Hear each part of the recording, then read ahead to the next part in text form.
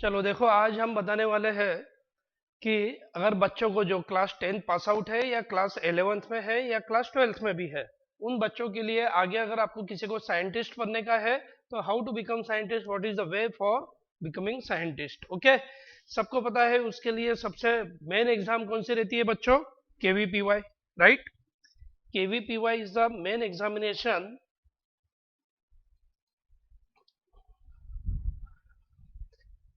This is a gateway to become what? Scientist. अगर आपको scientist करना है या क्या करना है, रिसर्च करने का है कोई भी एक टॉपिक पर, मान लो फिजिक्स है, केमिस्ट्री है, मैथमेटिक्स है, बायोलॉजी है, या कोई भी एक टॉपिक है, इसका मतलब यह है कि अगर आपको कोई भी एक स्पेशल सब्जेक्ट में बहुत ज्यादा इंटरेस्ट है, जुनून है, बोलते ना, किसी को मैथमेटिक्स का जुनून है, किसी को फिजिक्स का, किसी को बायोलॉजी का, किसी को केमिस्ट्री का, यस और नो, तो अगर किसी एक सिंगल सब्जेक्ट में अगर आपको पूरा जुनून है तो this is the best option, this is the best way to get into the research field. Okay, to become scientist. हाँ, लेकिन यहाँ पे साइंटिस्ट रहेगा, नेम रहेगा, फेम रहेगा, लेकिन आप बोलोगे कि हम करोड़ों कमा लेंगे, that may not be possible. ठीक है ना। चलो, अब केवीपीवाई क्यों देना चाहिए उसका रीजन देखो। केवीपीवाई देने की वजह से जैसे मान लो अगर कोई 10 क्लास से अभी 11 क्लास में आए बच्चे, बहुत सारे बच्चे, कोई नीट के लिए प्रिपेयर कर रहा, पीसीबी लिया है, कोई जेई मेंस के लिए, जेई एडवांस के लिए प्रिपरेशन कर रहा, तो अब आपको पता नहीं कि JEE Mains, JEE advance exam रहने वाली कैसी है। तो अगर आपको एंट्रेंस एग्जामिनेशन का फील लेना है, you if you want to feel the experience of JEE Mains, JEE Advance और NEET examination, then you must appear for this KVPY. इसमें क्या होगा, आपको फील आएगा कि भाई एमसीक्यू बेस्ड टेस्ट या एंट्रेंस एग्जामिनेशन की लेवल क्या रहती है। आए ध्यान में। उसके बाद केवीपीवाई का मैंने फुल फॉर्म आपको बताया नहीं होगा, लेकिन यहाँ पर लिखा था ऑलरेडी, किशोर वैज्ञानिक प्रोत्साहन योजना। ओके, इसका मतलब अगर आपको साइंटिस्ट बनना है तो you have to give KVPY. Okay, आगे। अच्छा, अब इसमें क्या इंपॉर्टेंट है देखो, फेलोशिप। फेलोशिप मतलब क्या, कि मान लो अगर आपने केवीपीवाई का एग्जाम दिया, केवीपीवाई एग्जाम अगर आपका क्लियर हो गया, उसका 2 स्टेजेस है, वो अभी मैं थोड़ी देर में बताऊंगा। तो केवीपीवाई का मान लो आपने एग्जाम दिया और उसमें आप सिलेक्ट हो गए, so you will be eligible for fellowship, that is stipend. कितना मिलेगा भाई? तो आपको मिलेगा 5,000 rupees per month. 5,000 rupees per month मिलेगा, मंथली स्टाइपेंड, जब तक आप बीएससी करते रहोगे तब तक। और हर साल आपको 20,000 रुपीज दिया जाएगा, कोई भी अगर आपको रिसर्च वर्क करने का है, for that purpose single amount of 20,000 rupees will be given extra apart from 5,000 rupees per month. ठीक है, ये हो गया बीएससी करते वक्त। मान लो अगर आपको एमएससी करना है उसके बाद, that is integrated course. Integrated course मतलब क्या होता है बच्चों, जैसे मान लो बीएससी है 3 साल का, ठीक है, एमएससी है 2 साल का, तो ये जो पूरा पैकेज है, अपन क्या बोलेंगे, इसको एक पैकेज हो गया। This package is called as what? Integrated course, integrated MSc. Okay, तो ये इंटीग्रेटेड कोर्स 3 और 2 5 साल हो गए, तो 3 साल आपको मिलेगा 5,000 रुपीज पर मंथ, उसके बाद 20,000 rupees extra per annum. Okay, MSc करते वक्त आपका देखो स्टाइपेंड कितना हो जाएगा, 7,000 रुपीज पर मंथ, और उसके बाद एनुअल जो फिर से लमसम अमाउंट बोलेंगे उसको, वो मिलेगा 28,000 रुपीज पर एनम हर साल, for the for your research work. इसके अलावा पता है आपको एक आईडी कार्ड भी मिलता। आईडी कार्ड, आईडी कार्ड मतलब क्या, कि आपने केवीपीवाई क्लियर किया है and you are studying in, मैं बताऊंगा आगे कि केवीपीवाई क्लियर करने के बाद कौन से कॉलेजेस में डायरेक्ट एडमिशन मिलता, तो आपको एक आईडी कार्ड मिलेगा। ये आईडी कार्ड का ये बेनिफिट है कि आप इंडिया के अक्रॉस बड़े से बड़ी कोई भी लैब का आपको डायरेक्ट एक्सेस मिलेगा। you can go to that lab and you can look the research work going on। India के बेस्ट लाइब्रेरी का भी एक्सेस मिलेगा। वो आईडी मतलब क्या, ऐसा बोला ना अगर किसी को कि भाई ये केवीपीवाई क्लियर है, तो बोलते ना नाम ही काफी है, दैट काइंड ऑफ थिंग। ठीक है ना। तो सबसे पहले क्या, कि एग्जाम क्यों देना चाहिए, एंट्रेंस एग्जामिनेशन का टाइप क्या रहता, पैटर्न क्या रहता, कितना टफ रहता है, that experience you can get.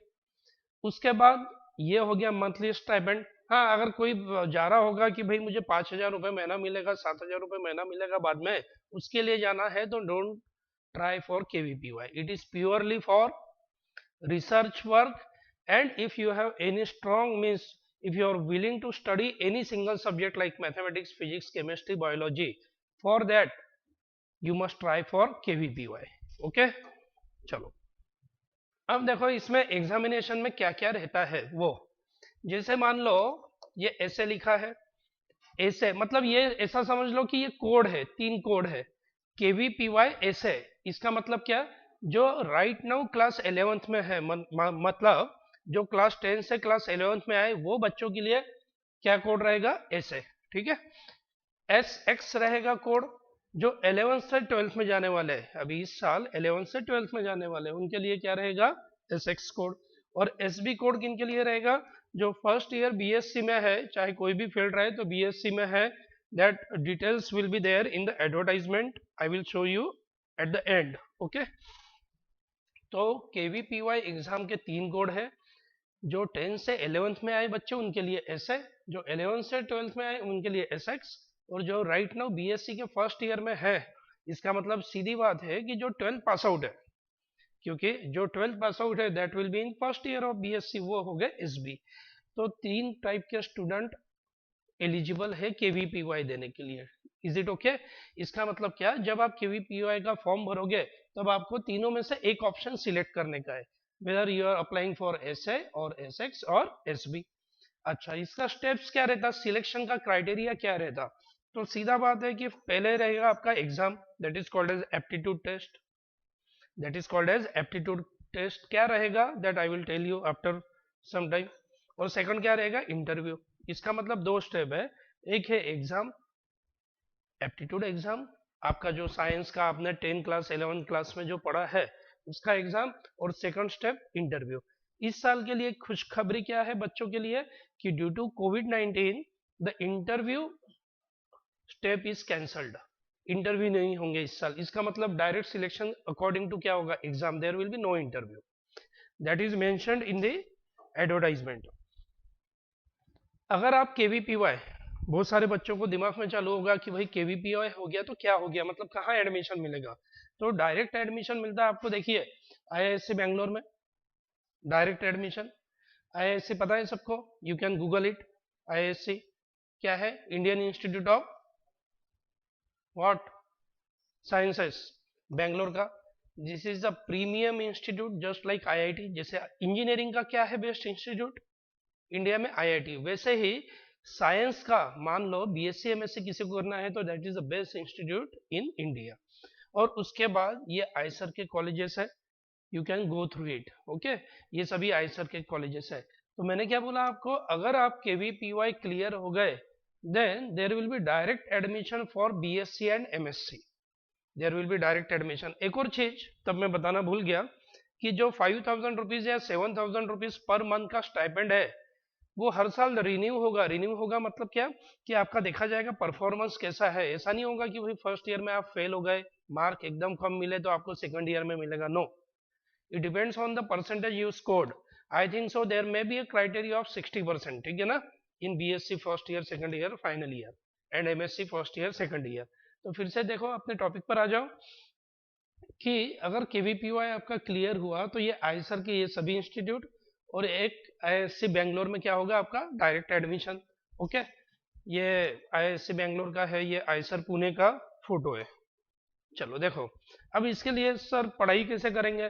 तो पढ़ाई के लिए no particular books are available in the market. कोई ऐसा स्पेसिफिक बुक नहीं है कि भाई ये बुक पढ़ लो और KVPY क्लियर हो जाएंगे। जैसे मान लो जो बच्चे 10 से 11th में है, देखो इंपॉर्टेंट चीज है, जो बच्चे 10 से 11th में जा रहे हैं, 10 to 11th, ठीक है, उनको क्लास 10 का मैंने लिख कर दिया होगा, है ना। देखिए सिलेबस, जैसे मान लो फॉर ऐसे आपको पता है, अभी मैंने बताया था कैटेगरी ऐसे मतलब क्या, जो 10 से 11th में जा रहे वो बच्चे, उनके लिए क्या क्या है सिलेबस में। तो कंप्लीट 10th एंड 11th का पोर्शन है physics, chemistry, mathematics and biology, ये इंपॉर्टेंट है।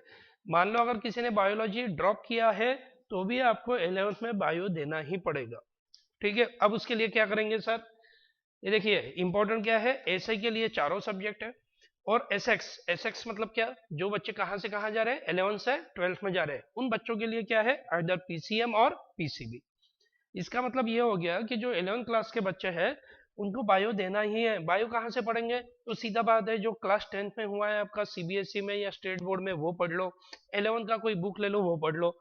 You have to read biology also, physics chemistry mathematics तो अलग चीज है, ठीक है। तो ये हो गया। अच्छा, सिलेबस समझ में आया आपको, कंप्लीट 10th एंड 11th का क्या रहेगा इसमें पोर्शन। इसका मतलब आपको साइंस एंड मैथमेटिक्स जो है वो 10 क्लास का फिर से पढ़ना पड़ेगा, लाइन टू लाइन सब कुछ। और स्टेट बोर्ड वालों को मैं बोलूंगा कि भाई उन्होंने सीबीएसई का पढ़ने का, ठीक है ना, सीबीएसई मतलब एनसीईआरटी की बुक्स पढ़ने का फॉर साइंस एंड मैथमेटिक्स, या रेफरेंस बुक्स भी रहती है, 10 क्लास के कई बच्चे पढ़ते हैं, यस और नो, एस चंद वगैरह पढ़ते हैं, तो साइंस के लिए, मैथमेटिक्स के लिए आर डी शर्मा सॉल्व करते हैं, तो उस टाइप की बुक्स पढ़ना जरूरी है क्लास 10 का। और 11th का पूरा कंप्लीट पोर्शन मतलब आपको फिजिक्स केमिस्ट्री मैथमेटिक्स बायोलॉजी पूरा पढ़ना है। और दूसरा क्या अच्छा है इसमें, इस साल जो एग्जाम है that is postpone due to कोविड-19, वो होने वाली है जनवरी में। I will tell you the dates after some time. तो फिर से देखो बुक्स के बारे में क्या, no particular books are available. फिर आपको क्या करना है, सीधा बात है कि जेई मेंस जेई एडवांस का जो बुक है या नीट का जो बुक है, आपका जेई मेंस जेई एडवांस में 3 सब्जेक्ट कवर हो जाएंगे, फिजिक्स केमिस्ट्री मैथमेटिक्स, और नीट के बुक में बायो कवर हो जाएगा, ठीक है। तो आप ये 4 सब्जेक्ट कर लेंगे प्रिपेयर 11 क्लास का, 11 का। और 10 का प्रिपरेशन कैसे करेंगे, 10 का प्रिपरेशन करने के लिए you can refer NCERT book of class 10, CBSE पढ़ना लेकिन, ठीक है। So this is all about what syllabus.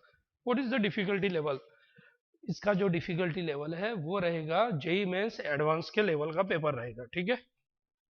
अगर आपको लग रहा होगा कि भाई बहुत सिंपल पेपर रहेगा और हम सिलेक्शन हो जाएगा, नो।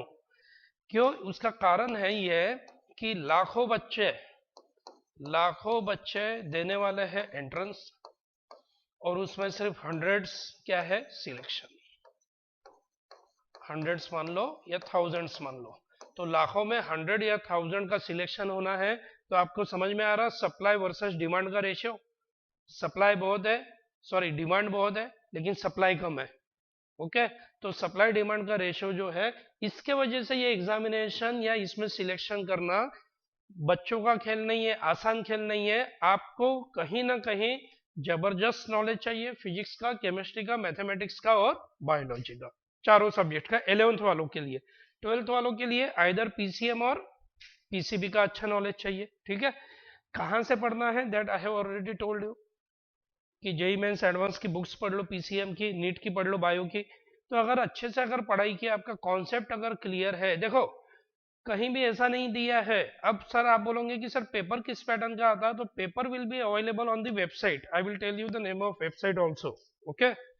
चलो देखो, ये मैंने आईआईएससी बेंगलोर का वेबसाइट से निकाला है, वहां पे क्या क्या कोर्सेस है, earth and environmental science, physics का है, मैथमेटिक्स का, बायो, केमिस्ट्री, एक और है मटेरियल्स में, ओके। तो ये सब वहां की वेबसाइट की क्या है फोटोज है। चलो देखो, अभी ये देखो ऐड है, अपन थोड़ा ओवरलुक कर लेंगे, ठीक है ना, ओवरलुक कर लेंगे। This ad will be available on the link section, on the comment section, okay. या फिर आप क्या करेंगे, सीधा सीधा मैं आपको बता रहा, ये वेबसाइट है www.kvpy.iisc.ernat.in, ओके। ये वेबसाइट है, ये वेबसाइट में आपको ये ऐड मिल जाएगी। देखिए क्या है, किशोर वैज्ञानिक प्रोत्साहन योजना केवीपीवाई, ठीक है। बेसिक साइंसेस में जिनको आगे जाकर रिसर्च करना है या साइंटिस्ट बनना है उनके लिए ये सबसे अच्छी एग्जाम है, ठीक है। इसके अलावा और कोई ऑप्शन है, funded by department of science and technology, government of India and implemented by IISc Bangalore, ठीक है। ये आईआईएससी बेंगलोर कंडक्ट करता है। उसके बाद वही सब कुछ दिया है कि भाई स्टाइपेंड 5000/7,000 रहेगा। बाद में वन टाइम क्या रहेगा, पर एनम 20,000 या 28,000 का क्या रहेगा, एक एक्स्ट्रा अमाउंट रहेगा फॉर रिसर्च वर्क, बीएससी कर सकते हैं, BS, B statistics, B mathematics, ठीक है ना। बाद में फिर सब एमएससी के कोर्सेस है। उसके बाद एलिजिबिलिटी फॉर ऐसे ऐसे मतलब आपको पता है, अभी मैंने बताया 10 से 11th में जाने के लिए उनके लिए क्या है, रिक्वायरमेंट है। देखिए रिक्वायरमेंट है 10th बोर्ड एग्जामिनेशन में कम से कम देखिए 75% marks in aggregate in mathematics and sciences subjects. समझ में आया ना? मैथ्स और साइंस में अगर आपका मिनिमम 75% है, सीधा मतलब है कि 100 मार्क का पेपर था सर साइंस का, तो उसमें 75 के ऊपर है, मैथमेटिक्स में 75 के ऊपर है, तो 75% अगर है, या फिर SC ST category and PWD मतलब फिजिकली हैंडीकैप, तो SC ST या फिजिकली हैंडीकैप है तो 65% का क्राइटेरिया है। Such students are eligible to appear for aptitude test. Okay, बाद में फिर और दिया है बाकी सब चीजें कि भाई उनको आगे बेसिक साइंसेस के कोर्सेज मतलब वही BSc के कोर्सेज सभी, उसमें एकेडमिक ईयर में ये सब मिलेगा। फिर बाद में फिर 60% मिनिमम चाहिए 12th में, और वो सब बाकी चीजें है, you can go through it. Eligibility for SX मतलब क्या है, 11 से 12th में जाने वाले बच्चों के लिए वो सब अलग से दिया है, that you can go through it. Okay, बाद में समझ में आ गया सबको? अब अगर मान लो ये कोई वीडियो ऐसे पेरेंट्स या बच्चे देख रहे होंगे, ऐसे स्टूडेंट्स जो क्लास 8 में है या 7th में है, मतलब बोलने का मतलब क्या, क्लास 7 8 9 10th में से कोई भी क्लास में अगर होंगे, तो आपको समझ में आ रहा है कि आगे अगर आपको साइंटिस्ट के लाइन में जाना है, साइंटिस्ट के तरफ जाना है, तो आपको क्लास 8 या 9 से क्या करना है, किसकी प्रिपरेशन करना है? सीधी बात है, जेई मेंस एडवांस की प्रिपरेशन करना है, मतलब फाउंडेशन कोर्सेज ज्वाइन करना है। फाउंडेशन कोर्सेज में सब कुछ कवर होता है। देखिए physics, chemistry, mathematics and biology, ये कहाँ कवर होगा? आपके नॉर्मल रूटीन सिलेबस में नहीं होता। जो भी बच्चे क्लास 7 8 9 10 के होंगे और जिनको साइंस में बोलो या मैथमेटिक्स में बोलो बहुत अच्छा इंटरेस्ट होगा, ठीक है ना, तो उनके लिए मेरा सजेशन है कि सिर्फ आप स्कूल का मत पढ़ो। बोलने का मतलब ओनली स्टेट बोर्ड हो गया या फिर CBSE हो गया, उतना मत पढ़ो, मार्क के पीछे मत भागो। You have to start preparation right now for the, हाँ वो जो प्रिपरेशन आप करोगे उसका क्या नाम है? उसका नाम है फाउंडेशन। फाउंडेशन की पढ़ाई करना। फाउंडेशन की पढ़ाई मतलब क्या, कि जितने भी KVPY बोलो या फिर IITs में जेई मेंस में जो सिलेक्शन होता, इस साल जो जेई मेंस का 100 परसेंटाइल के जो स्टूडेंट है, मैक्सिमम स्टूडेंट का जो इंटरव्यू आया वो अगर आपने देखा होगा तो मैक्सिमम बच्चों ने ये बोला कि जेई मेंस का उन्होंने प्रिपरेशन क्लास 8 या 9 से स्टार्ट किया। आए ध्यान में? तो अगर जो भी अगर क्लास 7 से 10 के देख रहे होंगे, तो you have to start preparation, you have to start preparing for this right from the class 7th and 8th। फिर क्लास 7 8 से हम KVPY का पढ़ाई कैसे स्टार्ट करेंगे? सिंपल चीज है कि जो भी आपके सिलेबस में है, physics, chemistry, mathematics and biology, तो उसका फाउंडेशन की पढ़ाई स्टार्ट कर दो। फाउंडेशन की मतलब क्या, कि जो तुम क्लास में पढ़ रहे हो उससे हायर लेवल, MCQ सॉल्व करने की हैबिट, क्रिटिकल MCQ सॉल्व करने की आदत। मार्क के पीछे मत भागो। अगर आपको 100 में से 100 या 99 या 98 मिल रहे आपको क्लास के एग्जामिनेशन में, कोई यूज नहीं है उसका। 25 में से 25 24 मिल रहे, कोई यूज नहीं है। अगर आप क्लास 8 से 9 से 10 से 7 से इसका पढ़ाई स्टार्ट करोगे, और एक बार अगर स्कूल में मार्क भी कम मिल गए तो भी चलेगा। क्यों? क्योंकि आपने कितने साल बाद का सोच रहे हैं, आप आने वाले 3 साल के बाद का सोच रहे, आज की डेट का नहीं सोच रहे, है कि नहीं? तो अगर आपको लंबा प्लानिंग करने का है तो आपको पढ़ाई क्लास 7 8 से करना चाहिए। फाउंडेशन कोर्सेस में क्या रहता, you can Google it and search it. Okay, तो अब देखना एप्लीकेशन फी क्या है। What is the application fee? Application fee is, just a minute, okay, application fee देखो बच्चों कितना है, 1250 रुपीज है। ओके, एंड 625 रुपीज है for SC ST and PWD, okay, physically handicap. और उसके बाद ये है वेबसाइट, ये है website. Start of online submission of application 6 September, last date 5 अक्टूबर। कोई बच्चे वेट करते रहते कि 5 अक्टूबर है ना, तो हम 5 अक्टूबर को सवेरे फॉर्म भरेंगे, या कोई सोचेगा 4 अक्टूबर, नहीं, जितना जल्दी हो सके उतने जल्दी फॉर्म भरो। और एप्टीट्यूड का टेस्ट का डेट देखो क्या है, 31 जनवरी 2021। ये हर साल जो एग्जाम नवंबर या दिसंबर में होती है, वो इस साल कब है, जनवरी में। तो आपके पास जनवरी तक का टाइम है, जनवरी तक आप 11th के बच्चे हैं तो 10th 11th, और 12th के अगर बच्चे हैं तो 10th 11th एंड 12th। जो 12th में है उनको क्या क्या पढ़ना है, 10th का, 11th का एंड 12th का। 10 का क्या पढ़ना है भाई, बेसिक कॉन्सेप्ट क्लियर चाहिए, क्यों, क्योंकि ऑलरेडी 10 का बहुत सारा पार्ट आपने 11th में पढ़ा है। तो जो जेई मेंस एडवांस का प्रिपरेशन, नीट का प्रिपरेशन करे, उनके लिए बहुत अच्छी अपॉर्चुनिटी है। उसके बाद फॉर्म कैसे फिलअप करना है, क्या करना है, जो बच्चे अपने क्लास के हैं वो बच्चे ऑफिस में आके फॉर्म फिलअप कर सकते हैं। We will guide you throughout the all the steps. Okay, इसके अलावा और कोई सवाल या दिक्कत अगर होगी, you can ask me. Okay, so thank you very much for watching this video.